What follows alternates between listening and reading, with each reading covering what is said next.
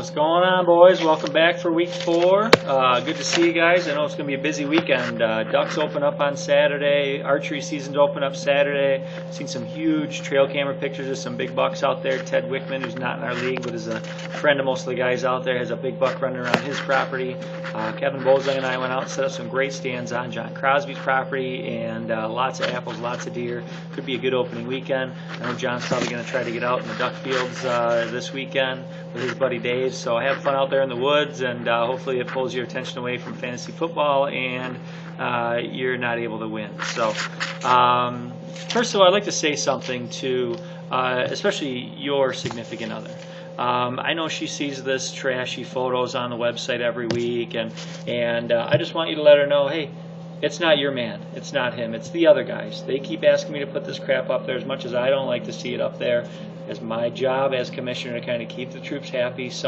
But don't worry about it. It's not your man. It's the other guys. Don't give him a hard time if you see some, tits and ass on the website. It's not a big deal. He still loves you. He thinks you're beautiful. It's the other guys in this league. So, don't hold it against him. Having said that, let's get into some review of last week. High score goes to Brent, who I get to play this week. I'm confident that my karma from last year's Tooth Fairy incident is going to carry us through. I've changed my team name, so did Brent, so it's basically the black hat versus the white hat this week, and hoping that's enough to put me over the top.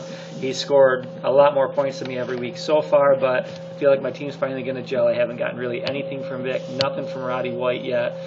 They've all got good matchups. I've got a great lineup. Feel good about the matchups. I think I may crush Brent. I'm hoping. Beatdown of the week this week was a really tight contest. There were 2 huge beatdowns. Brent beat JD by 43 points. I mean, that's a smackdown. But it wasn't enough. They didn't win the honor. The defending champion, Greg Williams, comes out of nowhere to beat the shit out of Terry Raven.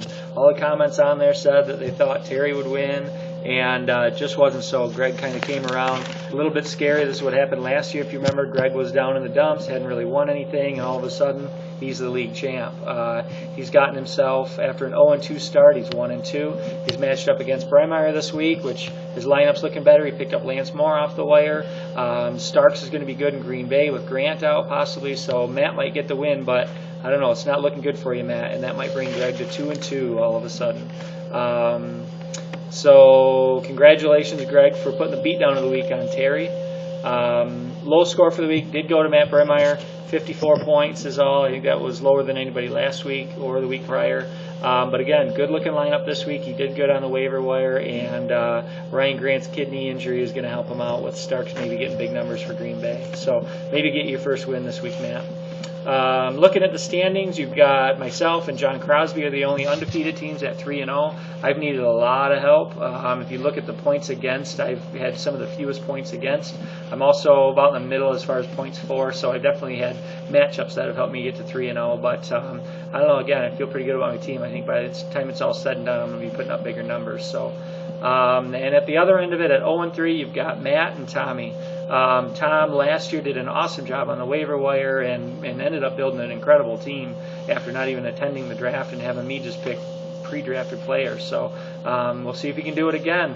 We're almost a quarter way into the season, though. We're only 13 games in the regular season. If you go to 0-4, it could be a tough hole to climb out of. So good luck, Matt and Tom. Hopefully you don't get stuck at 0-4. That's about it. Again, have a good time out there, guys, this weekend. Good luck if you're going to get in the woods. If anybody wants to get together and watch the football, shoot an email around. Maybe Sunday afternoon we can get together at a house and play some cards, or maybe go to BW3 or something. So catch up with you guys soon. Have a good weekend.